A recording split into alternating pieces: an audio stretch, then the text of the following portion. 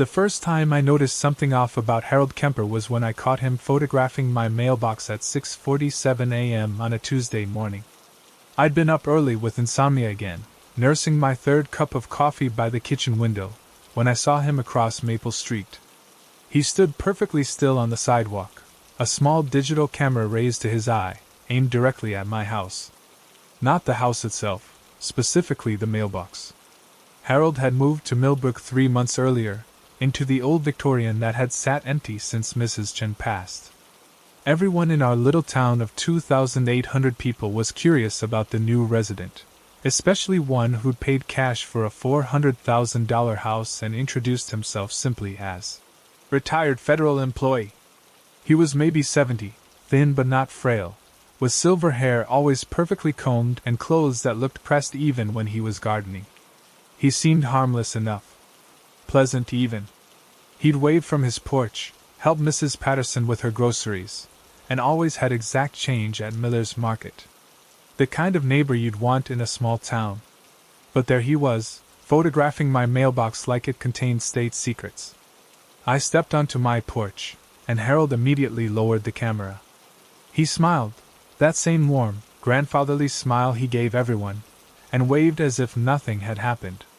"Beautiful morning, isn't it, David?" he called out, using my name though I couldn't remember ever telling him what it was. "Sure is, Harold. Taking pictures of the neighborhood? Oh, you know how it is. New place, want to remember everything." He tucked the camera into his jacket pocket. "I'm something of a documenter by nature. Old habits." That phrase, old habits, stuck with me. The way he said it, like he was sharing a private joke with himself. Over the next few weeks, I started paying more attention. Harold was always outside at specific times, 6:30 a.m., 12:15 p.m., 3:45 p.m., and 8:20 p.m. Like clockwork. He'd water his plants, check his mail, or simply stand on his porch, but his eyes were always moving, cataloging everything. I began testing him. I'd leave my house at random times, take different routes to work, vary my routine. Harold's schedule never changed, but somehow he was always positioned to see me leave.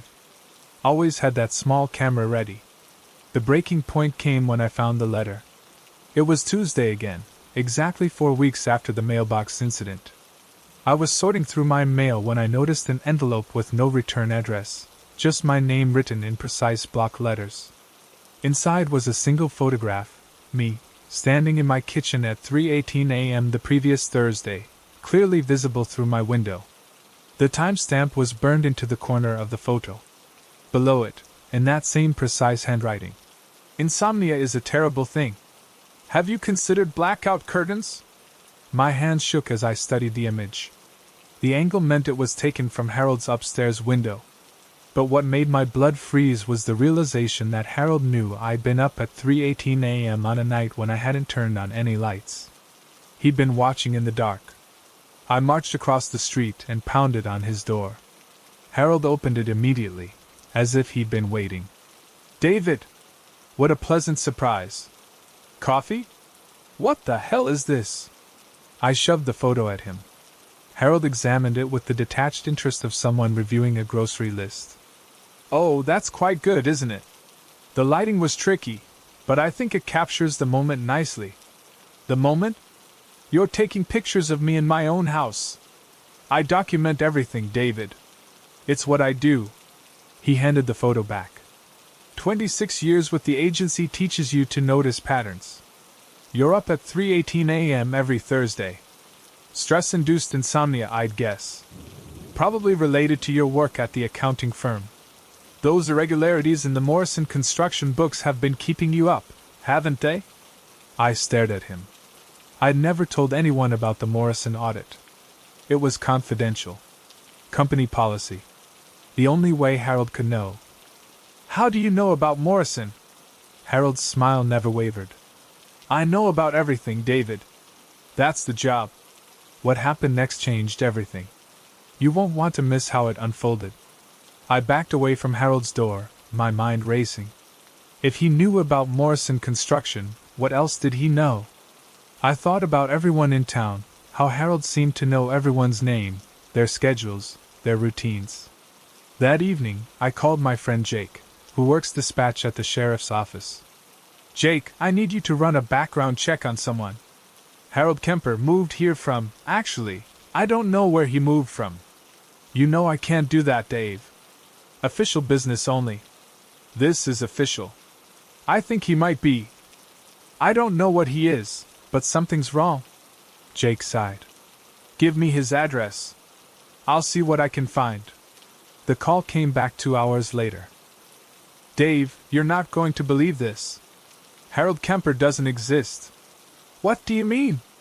I mean there's no record of anyone by that name with that age profile anywhere in the system. No driver's license, no social security number, no credit history. Nothing. Whoever your neighbor is, Harold Kemper isn't his real name. I spent the night staring out my window at Harold's house. Every light was off except one, his upstairs bedroom. I could see the faint glow moving around, like he was walking back and forth. The next morning, I did something I'd never done before. I called in sick to work and waited for Harold to leave for his 12:15 p.m. routine. Then I walked over to his house and tried the back door. It was unlocked. Harold's house was pristine. Too pristine. No personal photos, no mail, no signs of actually living there. But upstairs, in what should have been the master bedroom, I found his office. The walls were covered with photographs. Hundreds of them. Every person in Millbrook, captured in moments they thought were private. Mrs. Patterson counting money at her kitchen table. The mayor kissing someone who wasn't his wife. Teenage Sarah Mills climbing out her bedroom window at midnight. Mr. Reeves burying something in his backyard at 2 a.m. But it wasn't just photos. There were files. Detailed profiles of every resident, complete with schedules, habits, secrets, and what Harold called leverage points. My file was 3 inches thick. At the center of it all was a computer with multiple monitors showing live feeds from hidden cameras throughout the town. I counted at least 27 different locations, including my house. I heard the front door open downstairs. David? Harold's voice was calm, almost amused. I know you're up there. Come down, please. We need to talk. I had no choice. I walked downstairs, my legs shaking. Harold was sitting in his living room, hands folded in his lap. I wondered when you'd finally work up the courage to break in. Took longer than I expected, honestly. Who are you? I told you. I'm retired federal employee. What I didn't mention is that I'm not retired by choice. He stood up, moving to a bookshelf and pulling out a thick folder. The agency has a problem, David. Sometimes people know too much. Sometimes they need to be relocated. You're in witness protection? Harold laughed. Not quite. I'm more like quality control. When someone in the program gets too comfortable, starts thinking they can go back to their old life, they send me to evaluate the situation. My blood went cold. Millbrook is a relocation community. Population 2,847, and every single one of you is here because you saw something you shouldn't have, or knew someone you shouldn't have known, or made a mistake that required federal intervention. He opened the folder. Including you, David. That's impossible. I've lived here my whole life. Have you? Harold's smile was genuinely sympathetic now. David Morrison, age 34, witnessed a federal judge taking bribes from organized crime figures in Chicago. Entered witness protection in 2019. Memory conditioning to help you adjust to your new life. The room spun. Morrison. The construction company I was auditing. My own last name. The insomnia started when your conditioned memories began breaking down. It happens sometimes. The mind tries to remember what it's lost.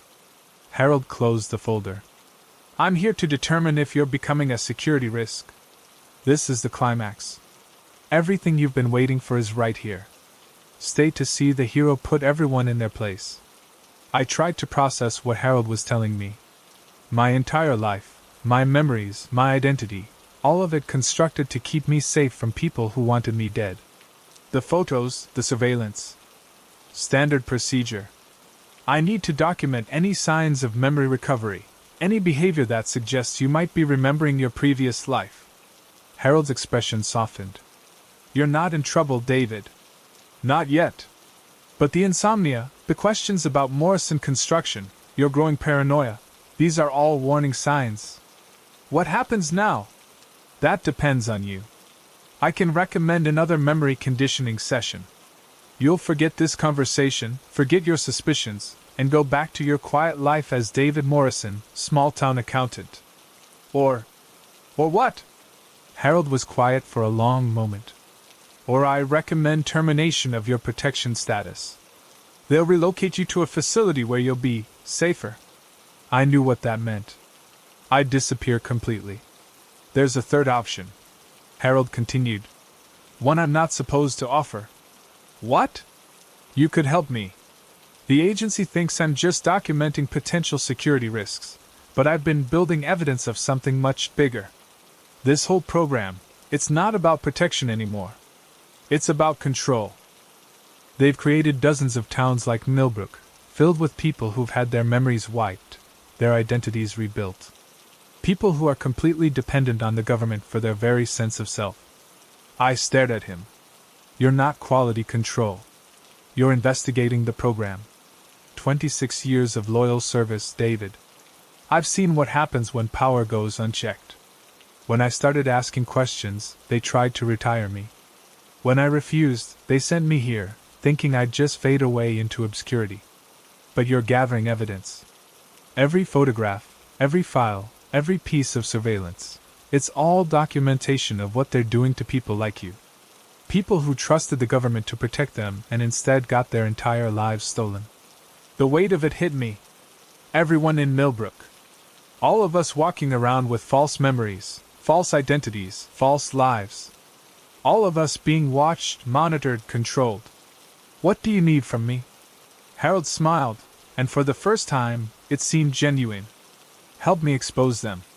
Help me give everyone in this town their real lives back. But as I looked at his face, I noticed something I'd missed before. The way his eyes never quite met mine. The slight tremor in his hands. The prescription bottles on his kitchen counter that I could see through the doorway. Harold, I said slowly, what was your real name? Before they relocated you here? His smile faltered. For just a moment, confusion flickered across his face. He paused, blinking rapidly. That's not important. And I realized the truth. Harold wasn't investigating the program. Harold was part of it. His memories had been wiped too, but they'd left him with enough of his old skills to make him useful. The perfect surveillance operative who didn't even know he was under surveillance himself. The photos, the files, the monitoring, it was all being transmitted back to his handlers. And now, because of my questions, because of this conversation, we were both security risks. Harold's phone buzzed. He looked at it, and his face went pale. They're coming, he whispered. They're coming for both of us. Outside, I could hear cars pulling up. Multiple vehicles. The sound of doors slamming. Harold looked at me, and in his eyes, I saw the same fear I felt. Two broken people with stolen memories, about to have what little they had left taken away. David? He said, his voice small and confused. I can't remember my real name. Neither could I. I should have known something was wrong when the Hendersons invited me over for dinner on my third day in Millbrook, before I'd even finished unpacking. We just want you to feel welcome, Susan Henderson said, standing on my doorstep with a casserole dish, and that radiant smile that would later haunt my dreams. New neighbors should never eat alone. She was everything you'd expect from a small-town mother of three. Blonde hair, always perfectly styled, clothes that looked like they came from a catalog, and the kind of warmth that made you feel instantly at ease. Behind her stood her husband Mark, tall and solid with kind eyes and a firm handshake, and their 3 children lined up like stair steps. Emma, 16 and beautiful in that wholesome way. Jake, 14 and all elbows and grins.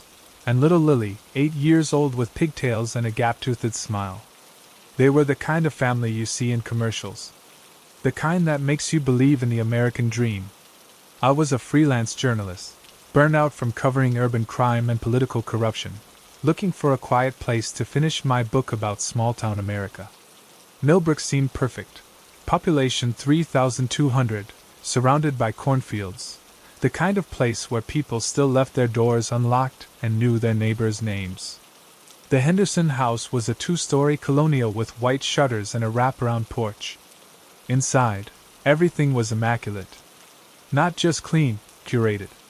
The family photos were arranged at perfect angles, the throw pillows precisely positioned, even the children's toys were organized in aesthetically pleasing containers. "Sarah's a writer," Susan announced to the family as we sat down to dinner. "She's working on a book about places like ours." "That's wonderful," Mark said, carving the roast with surgical precision. "What's your angle? The decline of rural America? The opioid crisis? Most writers seem to focus on our problems. Actually, I'm interested in communities that still work. Places where families are strong, where people look out for each other." "Well, you came to the right place," Emma said, her smile identical to her mother's. "We love it here. Don't we, guys?" Jake and Lily nodded enthusiastically, but I noticed something odd. They spoke in turn, almost like they were following a script. No interrupting, no sibling banter, no complaints about school or friends. Just polite, perfect responses to every question. "The children are so well behaved," I commented. "We believe structure creates security," Susan replied. "When everyone knows their role, the family functions beautifully." After dinner, while Susan served homemade apple pie, I asked about their background. Mark worked in agricultural consulting, which seemed vague for such a specific-sounding job. Susan was a homemaker and community volunteer. The children attended Millbrook Elementary and High School, participated in appropriate activities, and earned excellent grades. "Have you always lived here?" I asked. 5 years now, Mark said. "We moved here when I got the consulting position. Best decision we ever made." "Where did you move from?" There was the briefest pause. Just a fraction of a second, but I caught it. The family exchanged glances so quickly I almost missed it. "Ohio," Susan said. "A suburb of Cleveland. Much too busy for our taste." As I walked home that evening, I couldn't shake the feeling that something was off. Not wrong exactly, but manufactured. Like someone had designed the perfect family, and the Hendersons were playing their parts flawlessly. Over the next few weeks, I saw them regularly. Susan would wave from her garden, always working on something that made their yard the envy of the neighborhood.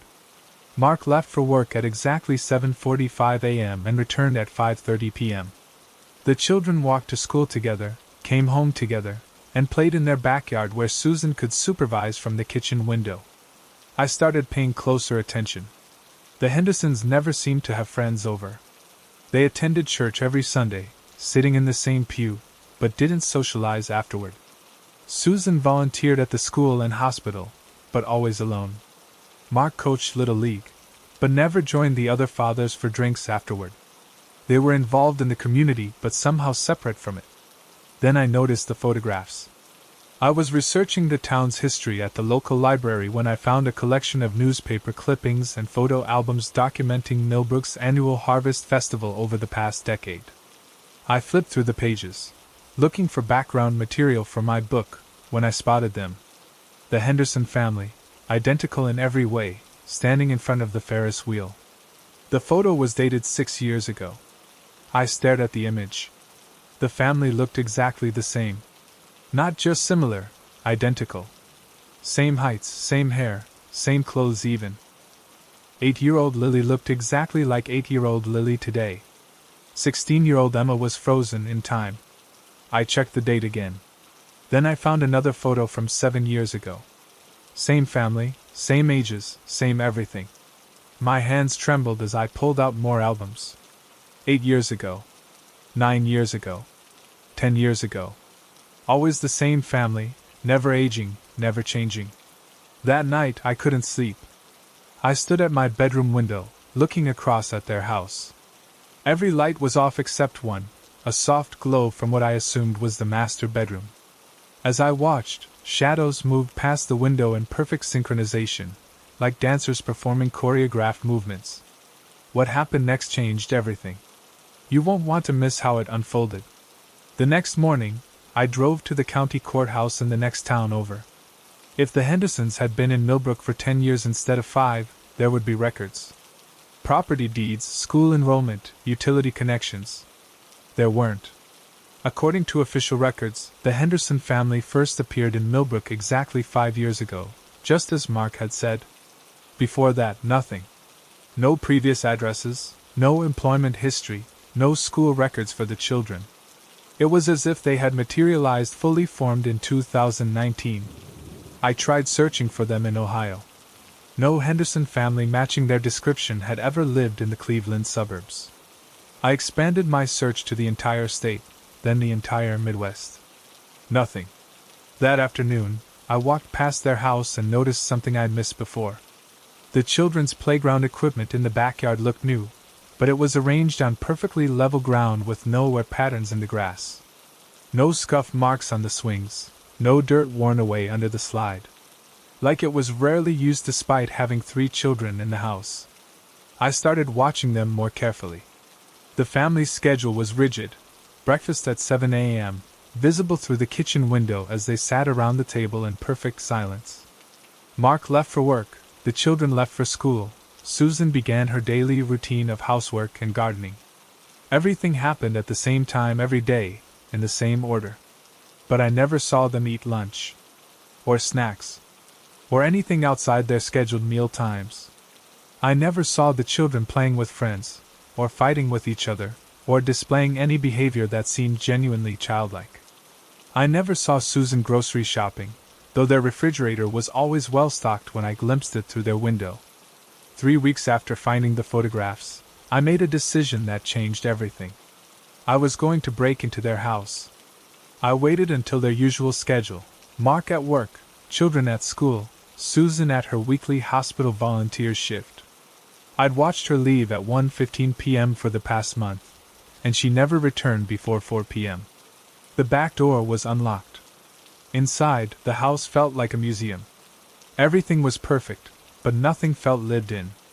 The family photos on the walls were all professionally shot, no candid moments or vacation snapshots. The children's bedrooms were immaculate, with toys arranged for display rather than play. But it was the basement that made my blood freeze. I found the door hidden behind a bookshelf in Mark's study. It opened to reveal a staircase leading down to a room I couldn't have imagined. The basement was divided into sections, each one designed for a different purpose. One area contained dozens of monitors showing camera feeds from around Millbrook. Another held filing cabinets full of detailed profiles on every resident in town.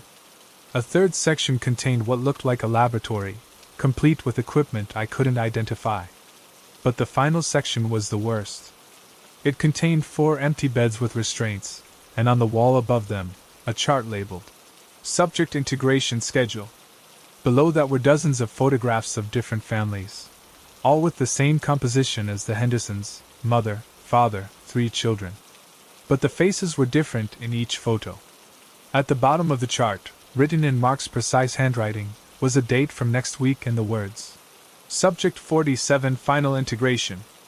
I heard the front door open upstairs. Sarah? Susan's voice called out sweetly.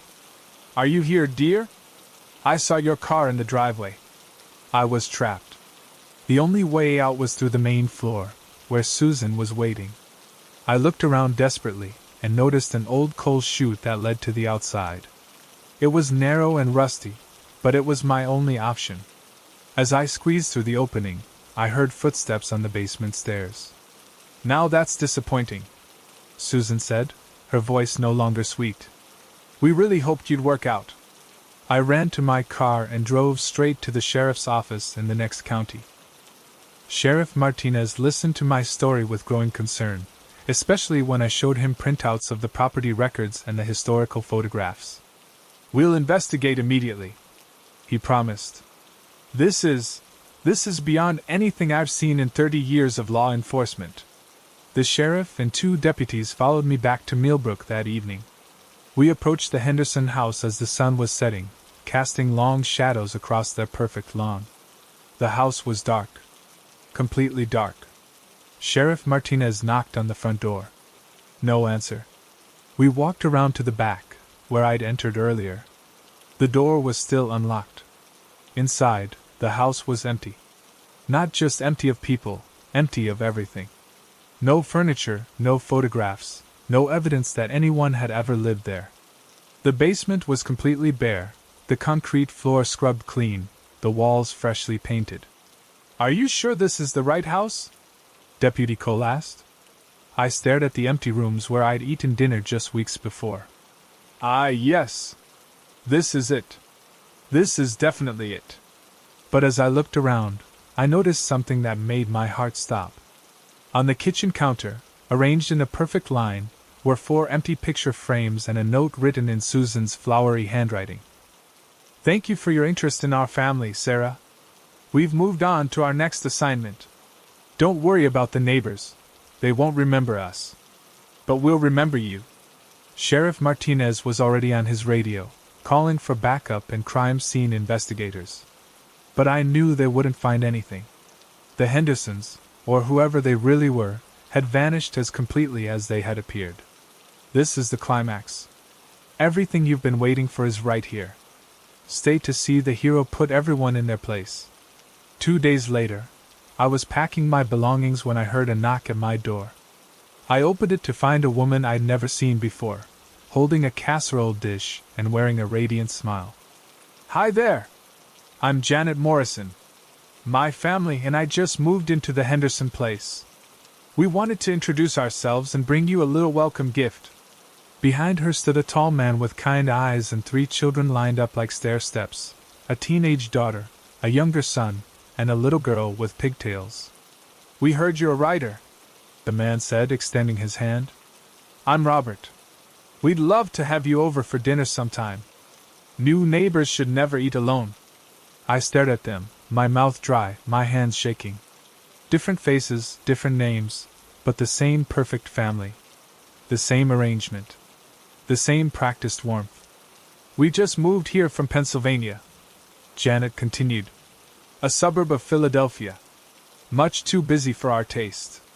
The little girl stepped forward, her gap-toothed smile identical to Lily Henderson's. "Are you going to write about us?" she asked. "We love it here. Don't we, guys?" The family nodded in perfect unison. I backed away from the door, fumbling for my phone. But as I looked at Janet Morrison's face, I saw something that made my blood freeze. For just a moment, her perfect smile slipped, and underneath it was something else. Something cold and calculating and utterly inhuman. "We'll see you soon, Sarah," she said, her voice carrying a subtle threat. "We're going to be such good neighbors." As I watched them walk back to the house that had been empty just days before, I realized the truth. They weren't just watching Millbrook's residents. They were replacing them. And I had just become their next subject.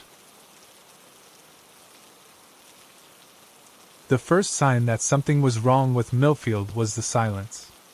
I'd driven through dozens of small towns for my documentary about rural economic decline, but I'd never experienced anything like this. No traffic sounds, no barking dogs, no children playing. Just an oppressive quiet that seemed to press against my eardrums as I parked my rental car on Main Street. The town looked normal enough from a distance. Population 1,847 according to the weathered sign at the town limits. Victorian houses lined tree-shaded streets, a small business district clustered around the courthouse square, the usual collection of churches and schools you'd expect in rural Missouri. But as I walked down the sidewalk with my camera equipment, the details started to feel wrong. Every storefront was open, but there were no customers. The diner had fresh coffee brewing and a "Please seat yourself" sign, but the waitress behind the counter stood motionless, staring straight ahead. The barber shop had its poles spinning, but the barber sat frozen in his chair, scissors in hand, waiting for a customer who would never come. "Excuse me," I called to the waitress. She turned toward me with mechanical precision, her smile too wide, her eyes unfocused. "Welcome to Millfield," she said in a voice that sounded like it was being broadcast from somewhere far away. "How can I help you today? I'm working on a documentary about small towns. Could I ask you a few questions about life here?" "Life here is wonderful," she replied immediately. "We have everything we need. The community takes care of everyone. Would you like some coffee?"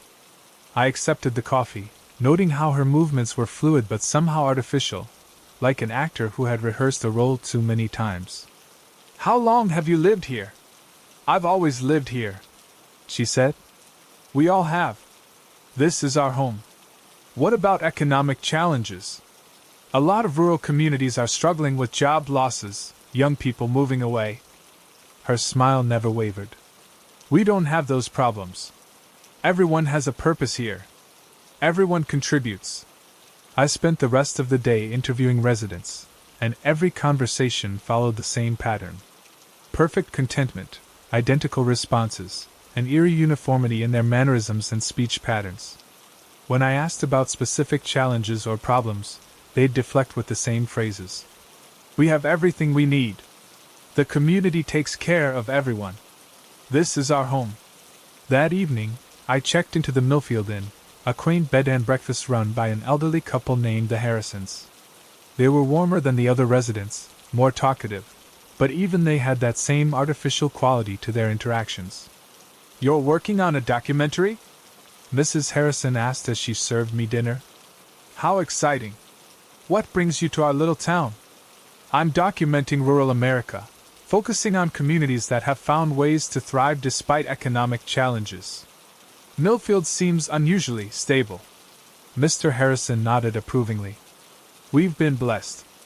The Institute has been very good to us." "The Institute?" "The Millfield Research Institute," Mrs. Harrison explained. "They're our largest employer. Wonderful people, very invested in the community." I hadn't seen any signs of a research facility during my drive through town. "What kind of research do they do?" "Oh, I'm not sure of the specifics," she said, but something flickered in her eyes. "Social sciences, I believe. Community development. They help us maintain our way of life." That night I couldn't sleep. The silence was too complete, too unnatural. I stood at my window, looking out at the empty streets, and noticed something strange. Every house had lights on, but the curtains were drawn tight. No one was visible in any of the windows, but shadows moved behind the fabric in slow, repetitive patterns. I decided to take a walk. The streets were deserted, but I could hear sounds coming from behind those drawn curtains. Not conversation or television, something else. A low humming, rhythmic and constant, coming from every house simultaneously. It was barely audible, but once I noticed it, I couldn't ignore it. I followed the sound to its source, a large building on the outskirts of town that I hadn't noticed during my daytime exploration. It looked like a converted factory, with no signs or identifying markers. The humming was louder here, and I could see light emanating from small windows near the roof. The front door was unlocked. Inside, I found myself in a reception area that looked like any corporate office. Motivational posters on the walls, comfortable seating, magazines arranged on coffee tables. But the magazines were all from the same month 3 years ago, and the motivational posters all featured the same phrase. "Community through unity." I heard voices coming from deeper in the building. Following the sound, I found a corridor lined with doors, each marked with a number. Through the small windows in the doors, I could see into what appeared to be observation rooms. In each room, a family sat around a dinner table, eating in perfect synchronization. Their movements were identical: lift fork, chew, swallow, repeat. Adults and children alike performed the same actions at the same time, like a choreographed dance. But these weren't the families I'd met during the day. These people were different, thinner, paler, with vacant expressions and mechanical movements. And they were all wearing identical gray uniforms. I heard footsteps behind me and turned to find a man in a white lab coat approaching. He was young, maybe 30, with the kind of earnest expression you'd expect from a researcher. "You must be our documentary filmmaker," he said pleasantly. "I'm Dr. Marcus Webb, Director of Community Integration. I've been hoping to meet you." Community integration? Our work here at the Institute. We're developing new models for sustainable rural living. Millfield is our pilot program. What exactly does that involve? Dr. Webb smiled, but it didn't reach his eyes. "Come, let me show you." He led me to an elevator that descended several floors underground. When the doors opened, I found myself in a vast facility filled with monitoring equipment, computer servers, and dozens of workstations where technicians observed multiple screens. "The challenge of rural communities," Dr. Webb explained as we walked, "is maintaining social cohesion in the face of economic decline. People become isolated, suspicious, divided. Community bonds break down. So you're studying ways to strengthen those bonds?" "Not studying. Implementing." He stopped in front of a large window that looked into what appeared to be a control room. Inside, technicians monitored hundreds of small screens, each showing a different view of Millfield. "We've developed a comprehensive system for ensuring community harmony." I stared at the screens. Every angle of the town was visible, inside homes, businesses, even private spaces. "You're surveilling the entire population?" "We're ensuring their well-being. Through careful monitoring and intervention, we've eliminated crime, unemployment, social discord, even personal unhappiness. Everyone in Millfield lives in perfect harmony." "By controlling them?" Dr. Webb's expression hardened slightly. "By helping them. The residents you met today, they're living their best lives. No stress, no conflict, no uncertainty. They have everything they need." "What about the people I saw in those rooms upstairs?" "They looked like prisoners. Training subjects. New arrivals who haven't yet fully integrated into the community. The process takes time, but the results are remarkable." A chill ran down my spine. "New arrivals? From where?" "Homeless individuals, people with mental health issues, families in crisis. We offer them a chance at a better life. In exchange, they participate in our research program." "Against their will?" "Initially, yes. But once the integration process is complete, they're grateful. They understand that individual desires often conflict with community well-being. We help them prioritize the collective good." What happened next changed everything. You won't want to miss how it unfolded. Dr. Webb led me to another observation room, this one containing a single chair surrounded by complex equipment.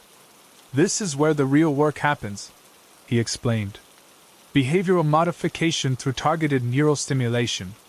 We can eliminate antisocial impulses, enhance cooperative tendencies, even adjust personality traits that might disrupt community harmony. You're brainwashing people.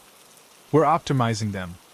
Removing the psychological barriers that prevent humans from living in true cooperation." He gestured to the screens showing Millfield's residents. "Look at them. No anger, no jealousy, no greed. They work together, support each other, live in perfect peace. They're not living. They're existing. What's the difference, really? They're happy, healthy, productive.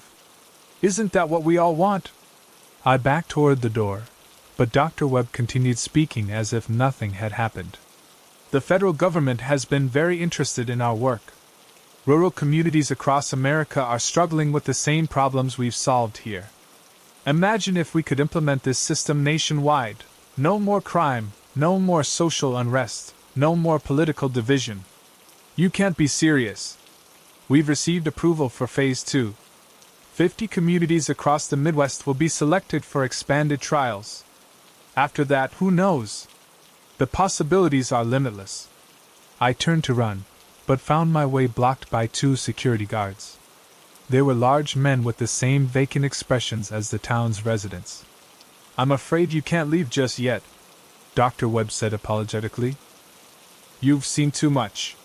But don't worry, you'll love it here once you've completed the integration process." They escorted me to a small room with a single bed and no windows. As they locked the door behind me, Dr. Webb leaned in through the closing gap. "The process usually takes about 72 hours, he said. "After that, you'll understand why this work is so important. You might even want to help us document it. I spent the next 3 days in that room, fighting off waves of drowsiness that I suspected came from something in the food they brought me. During my lucid moments, I could hear the humming sound again, coming from somewhere below my cell. It was hypnotic, almost soothing, and I found myself having to concentrate to resist its pull. On the third night, during what I assumed was a shift change, I managed to break the lock on my door using a piece of metal I'd worked loose from the bed frame. The hallways were dimly lit and mostly empty, but I could hear voices coming from the main observation area. I made my way back to the elevator, but instead of going up to the surface, I went down one more level. What I found there made my blood freeze. Hundreds of people sat in rows of chairs, all facing a massive screen that displayed swirling patterns of light and color. They were completely motionless, their eyes fixed on the screen, their breathing synchronized. The humming sound was overwhelming here, and I could feel it trying to pull me into the same trance. These weren't training subjects. These were the real residents of Millfield, the originals, the people who had lived here before the Institute arrived. They'd been replaced by the automated versions I'd met on the surface, while their real selves were kept down here, their minds slowly being erased and rebuilt. I staggered back toward the elevator, fighting the hypnotic pull of the humming. But as the doors closed, I caught a glimpse of something that made my heart stop. In the front row, facing the screen with the same vacant expression as the others, sat my own reflection. This is the climax. Everything you've been waiting for is right here. Stay to see the hero put everyone in their place. I reached the surface level and ran for the exit, but the building's doors had locked automatically. Through the windows, I could see the streets of Millfield, still empty, still silent. But now I understood why. The people walking around up there weren't the real residents. They were constructs, programmed responses, elaborate puppets designed to maintain the illusion of a functioning community, while the real people were kept underground, their minds being systematically dismantled and rebuilt. I found an emergency exit and burst into the cool night air. My rental car was still parked on Main Street, and I ran toward it, fumbling for my keys. But as I reached for the door handle, I noticed something that made me freeze. The car was exactly where I'd left it, but the license plate was different. Instead of the Missouri plate I'd rented, it now bore a Millfield municipal seal and the number 1847, the town's population. I looked around frantically and saw them emerging from the shadows, dozens of the town's residents, all moving toward me with that same mechanical precision. Their smiles were identical, their movements synchronized, their eyes reflecting the streetlights like mirrors. "Welcome home," they said in unison. "We've been waiting for you." I ran back toward the Institute, but the building had changed. The corporate facade was gone, replaced by something that looked like a school or community center. The sign by the door read, "Millfield Community Integration Center established 1847. As I pounded on the locked doors, I heard Dr. Webb's voice behind me. "The integration process is complete," he said. "You're one of us now. You always were." I turned, and in the reflection of the building's dark windows, I saw myself. But it wasn't me, not really. It was the same vacant expression, the same mechanical movements, the same empty smile. "How long have I been here?" I whispered.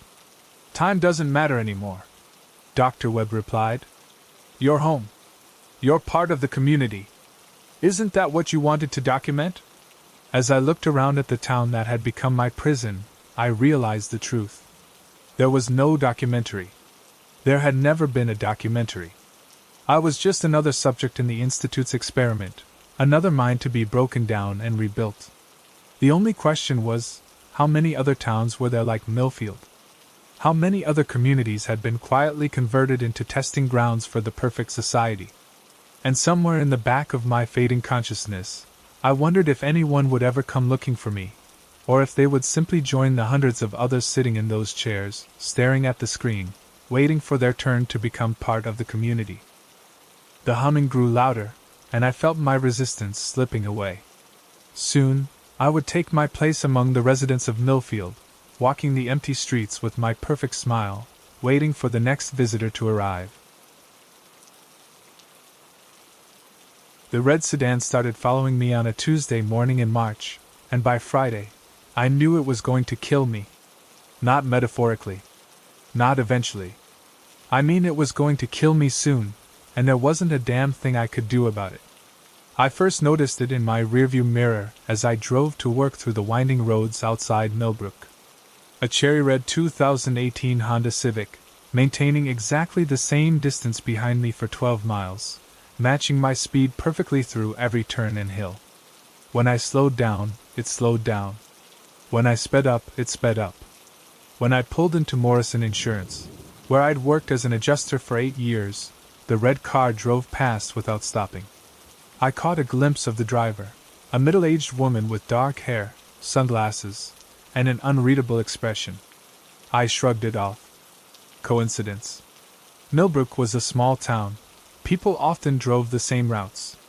But the next morning, there it was again. Same car, same distance, same perfect synchronization. This time I tried an experiment.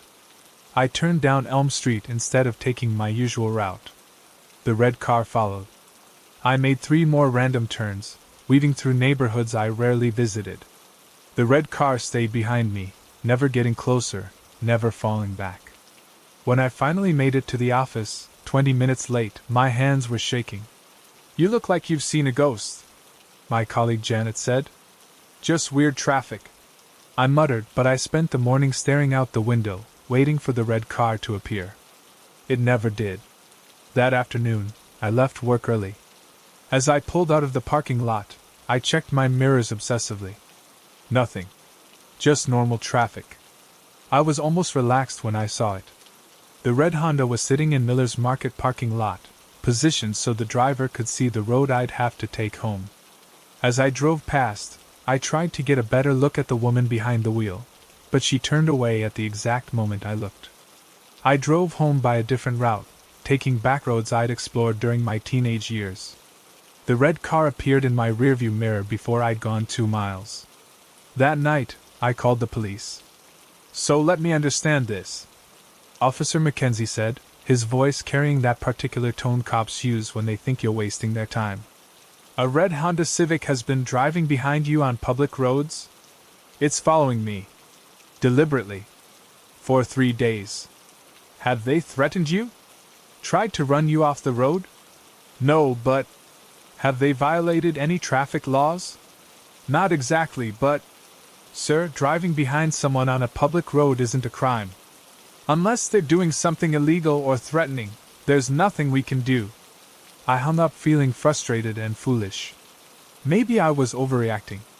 But on Thursday morning, the red car was there again. And this time, I noticed something that made my blood freeze. The license plate was different. Tuesday and Wednesday, the car had Missouri plates. But today, the plates were from Kansas. Same car, same driver, but completely different registration. That wasn't possible unless there was more than one red Honda Civic. More than one driver. More than one person following me. I called in sick and spent the day driving around Millbrook, taking random routes, making sudden turns, trying to lose whatever surveillance network had apparently decided I was worth tracking. But no matter what I did, there was always a red Honda Civic somewhere behind me. Sometimes close, sometimes distant, but always there. By evening, I'd seen at least 4 different license plates. Missouri, Kansas, Illinois, and one I couldn't make out clearly. I drove home as the sun was setting, my nerves frayed, my mind racing with questions I couldn't answer. Who were these people? What did they want? Why me? I pulled into my driveway and sat in my car for a moment, trying to calm down. My house looked normal, small ranch style, well-maintained lawn, porch light glowing warmly. But as I got out of my car, I noticed something that made me freeze.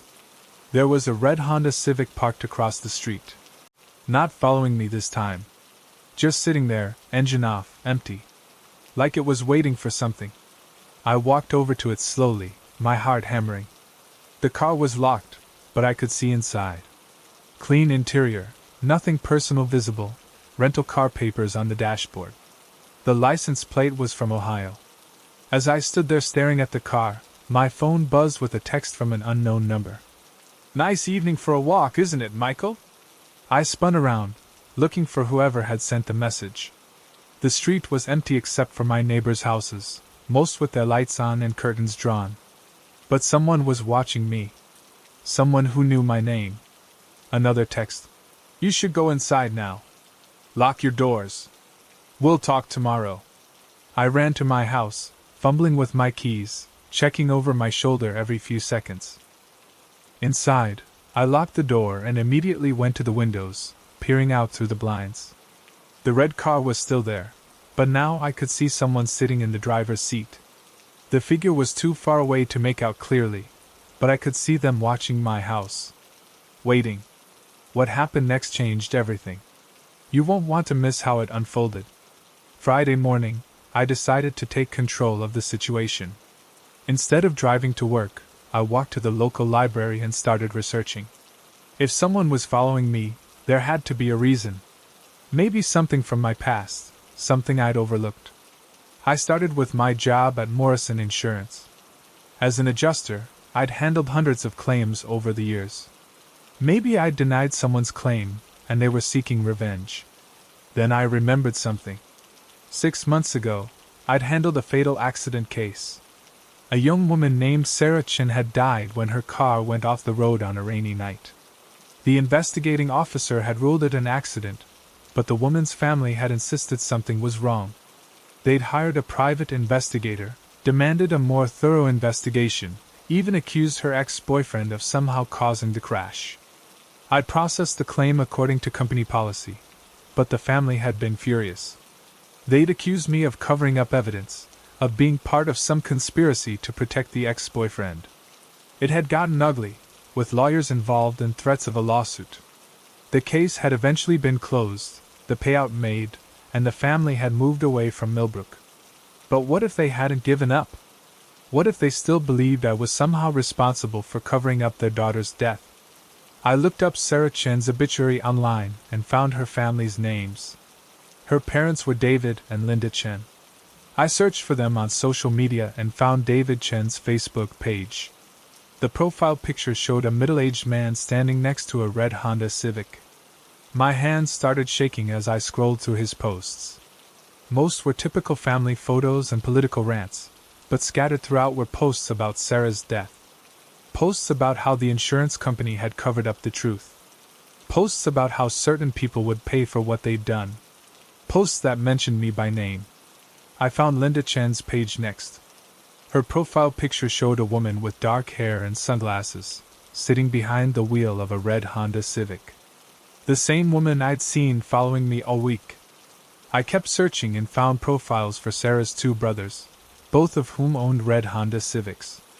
All 4 family members had been posting about me for months, sharing my address, my work schedule, even photos of my house. They weren't just following me. They were planning something. I left the library and walked home, constantly checking over my shoulder. There were red Honda Civics everywhere, parked cars, moving traffic, cars I'd never noticed before but now seemed omnipresent and threatening. As I approached my house, I saw him. David Chin was standing on my front porch, hands in his pockets, looking completely relaxed. He was a small man, maybe 60 years old, with graying hair and the kind of face that would blend into any crowd. "Michael," he said as I approached, his voice calm and friendly. "We need to talk. Get off my property. I just want to discuss Sarah's case. There are things you don't know. Things that might change your mind about what really happened. I handled that case according to policy. The investigation was thorough. Her death was an accident." David Chin smiled, but there was something cold in his eyes. "That's what they told you to say. But we both know the truth." "What truth?" "That someone paid you to make sure the case was closed quickly. That someone made sure the real evidence was never investigated. That's insane. I never. My daughter didn't die in an accident, Michael. She was murdered. And you helped cover it up." I backed away from him, reaching for my phone. "I'm calling the police." "Go ahead. But they won't help you. They're part of it too." He pulled a folder from his jacket. "I have proof. Photos, documents, testimony from witnesses who were threatened into silence. Everything you need to know about what really happened to Sarah. He opened the folder and showed me a series of photographs. Crime scene photos from Sarah Chen's accident, but these were different from the ones in my file. These showed damage to her car that suggested impact from another vehicle. They showed skid marks that indicated she tried to avoid something. They showed evidence of a collision that had been ruled an accident. These weren't in the official report, I whispered. No. They weren't. Because someone made sure they disappeared. Someone who was paid to make sure Sarah's death looked like an accident instead of a murder. This is the climax. Everything you've been waiting for is right here. Stay to see the hero put everyone in their place. I stared at the photographs, my mind racing. The evidence was compelling, but I'd never seen it before. If this was real, if Sarah Chen had been murdered and the evidence covered up, then someone had manipulated the entire investigation. But it wasn't me. Mr. Chen, I understand you're grieving, but I had nothing to do with any cover-up. I processed the claim based on the official police report. If evidence was suppressed, I never saw it. You're lying. His voice was still calm, but his hands were trembling. You were paid to keep quiet. Just like the others. What others? The investigating officer. The coroner. The tow truck driver who moved Sarah's car. Everyone who was in a position to see what really happened. He pulled out more documents. I have financial records showing payments to all of you. Payments that came from the same account. He showed me bank statements with my name on them, showing deposits I'd never seen before. Deposits that corresponded to dates around Sarah Chen's case. These are fake, I said, but even as I said it, I wasn't sure. The documents looked authentic. Are they? Or have you been lying to yourself all this time? I stared at the papers, trying to remember the details of Sarah's case. I'd handled so many claims that year, and the Chen case had been just one of many. Had I noticed anything unusual? Had there been pressure to close it quickly? And then I remembered something that made my blood freeze. The morning after I'd processed Sarah Chen's claim, I'd woken up to find an envelope on my doorstep. Inside was $1,000 in cash and a note that said, "Thanks for your cooperation." I'd assumed it was a mistake, maybe meant for someone else. I'd even called the office to ask if anyone was missing money. But what if it hadn't been a mistake? What if it had been payment for services I didn't even know I'd provided? I see you're starting to remember, David Chen said, watching my face. It's amazing what people can forget when they want to. Even if what you're saying is true, I didn't know. I was just doing my job. My daughter is dead because people like you were just doing their jobs. People who took money to look the other way while a murderer walked free. Who paid us? Who was behind the cover-up? Sarah's ex-boyfriend, Marcus Webb. His family has money, connections. When Sarah threatened to expose some things about him, things that would have ruined his career, he decided to silence her permanently. The name hit me like a physical blow. Marcus Webb. I knew that name. He was my neighbor. The friendly guy who lived 3 houses down, who waved when I mowed my lawn and helped me jumpstart my car last winter. The same Marcus Webb who had been dating Sarah Chen before her death. You're lying, I whispered, but I knew he wasn't. He's been watching you, Michael. Watching all of us. Making sure we never got too close to the truth. But we're not going to let him get away with it anymore. What are you going to do? David Chen smiled, and for the first time, I saw the madness in his eyes. We're going to make everyone pay. Starting with you. I didn't know. I swear I didn't know. That doesn't matter. Sarah is still dead. The truth is still buried. And someone has to pay for that. He reached into his jacket again, and I saw the handle of a gun. This isn't justice, I said, backing away.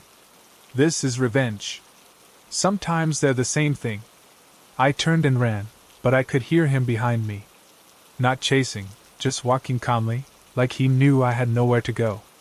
Because he was right. There were red Honda Civics parked on every street corner. The Chin family had surrounded my neighborhood, and there was no way out. As I ran, I realized the truth. I had taken their money. I had helped cover up their daughter's murder. And now they were going to make me pay for it. The only question was whether Marcus Webb, the real killer, would pay too. Or whether he was already gone, leaving me to face the consequences of his crimes alone. Thanks so much for watching. I can't express enough how much your support means. The likes, the comments, it all really helps the channel grow. If you enjoyed the video, make sure to hit that like button and share your thoughts in the comments below. I always take the time to read them. And don't forget to subscribe so you never miss out on any new videos.